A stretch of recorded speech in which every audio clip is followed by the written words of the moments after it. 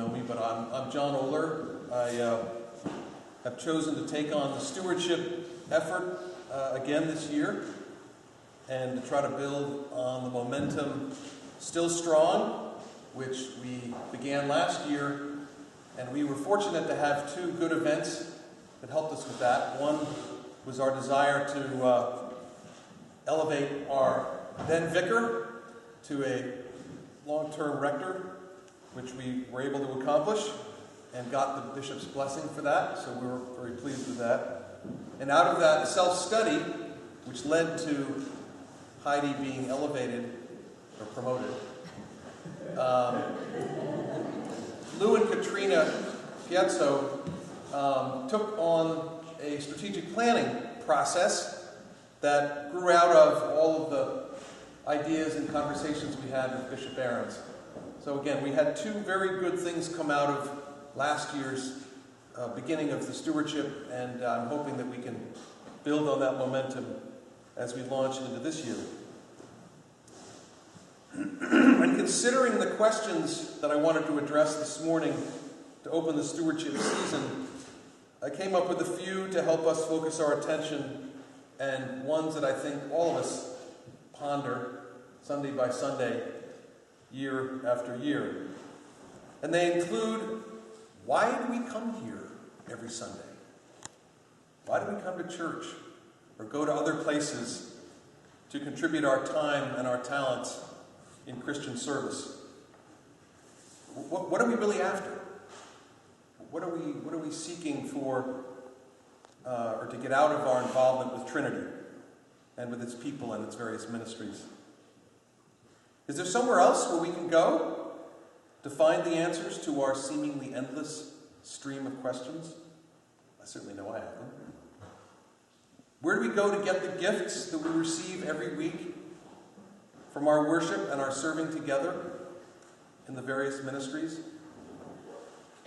Where would we go to get satisfaction for our many longings for ourselves and for our kids?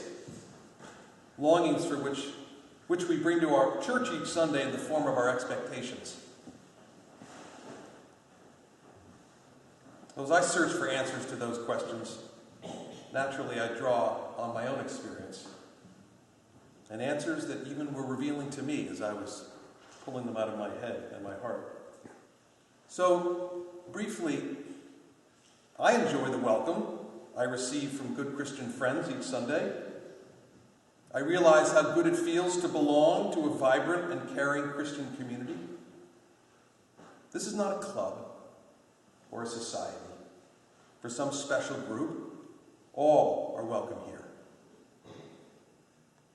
I enjoy the teachings and inspiration I glean from the scriptures we read each week, from the poetry and the hymns we sing, and from the collects, the prayers, and the psalms that we read together during each weekly service. They all help to clarify and strengthen my faith, which seems to need a regular fortifying dose. And I realize this especially when I skip church for 1 week, for 2 weeks, for 3 weeks, and I feel that void. That's when I really know what I'm missing.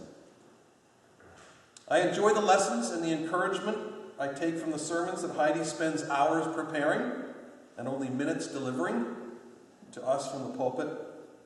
She works tirelessly to bring us clarity and strength in the interpretation of the Old and New Testament lessons.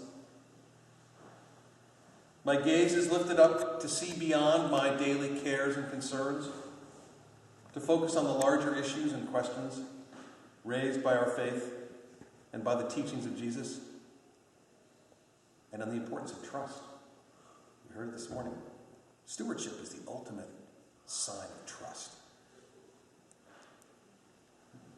I enjoy singing the hymns and hearing the choir and Christine perform their musical offerings each week. And I realize that my involvement at Trinity gives me a variety of opportunities to serve, to exercise my faith, to put works and action behind my beliefs, and to do my small part to help this Lime Rock outpost for God to realize its outsized ambitions, to deliver an impact in our community and beyond, far greater than our size or numbers might lead us believe is possible.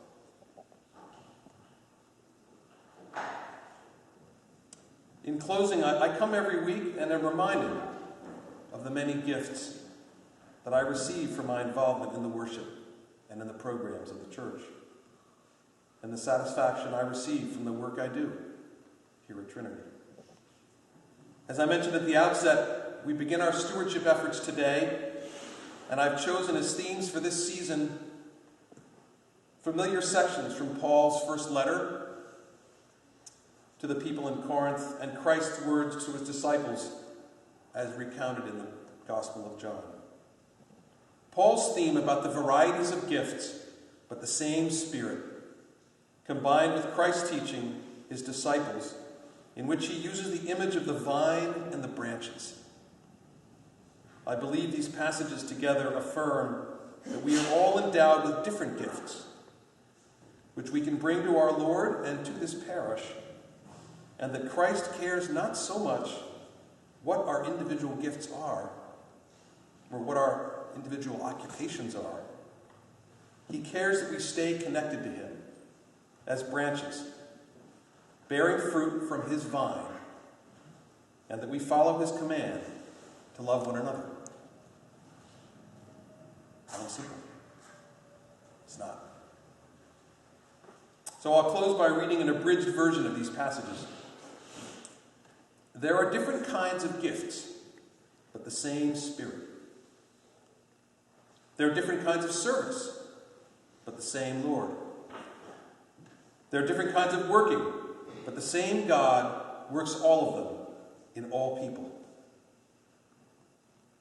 Now to each one, the manifestation of the Spirit is given for the common good.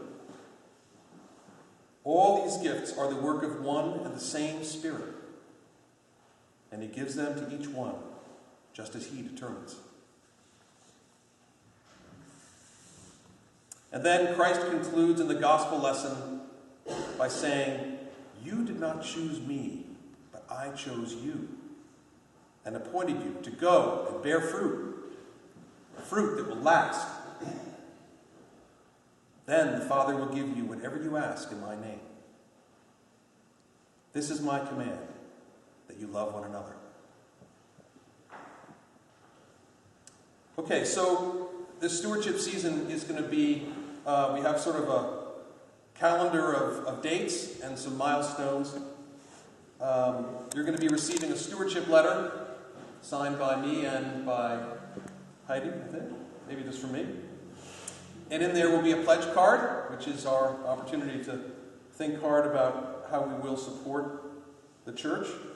That'll come sometime in the third week of October. Please consider your gifts carefully. We've set a goal of $170,000 this year, which includes a $10,000 allocation for capital projects. It's the first time we're doing that. Instead of doing the emergency fire drill to fix it when it breaks, we're actually going to try to put some money aside in a rainy day fund and actually get out in front of these repairs so they're less expensive when they finally are done. And you'll be hearing stewardship minutes from Jeremy Dagan next week, Marianne Curley the week after, and Lou and Katrina Piazzo in November. We will also be having a ministry brunch emceed by Alexis, our senior warden, on October 28th to celebrate the various ministries of Trinity. And then an in-gathering Sunday on November 18th, which will be our last call for pledges. So, I welcome you to the stewardship season, and thank you for your attention.